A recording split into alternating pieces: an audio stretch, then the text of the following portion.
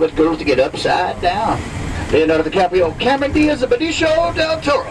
Three of the initial investors in the Standard. They now got a location in downtown LA. Up here on the left at 10 o'clock is the Sunset Tower Hotel. Sunset Tower Hotel is where they had the Vanity Fair party for Academy Awards last year. It's been in movies like The Italian Job and Get Shorty, and it's a great example of Art Deco.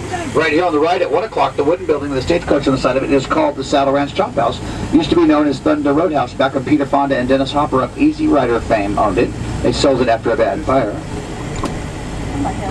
Right here on the right, guys, at 1 o'clock is the Hyatt.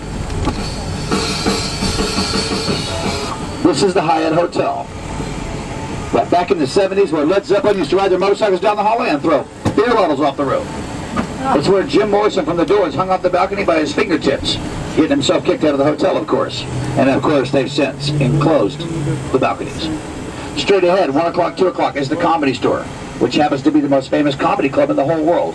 Eddie Murphy, Richard Pryor, Whoopi Goldberg, Sam Kinison, George Carlin, Robin Williams, Red Fox, Don Rickles, Steve Martin, all comedians that have performed here, guys. This place is owned by Mitzi Shore, who's Pauly Shore's mother, which kind of explains why Pauly Shore performs here, because as we all know, Pauly Shore is not funny.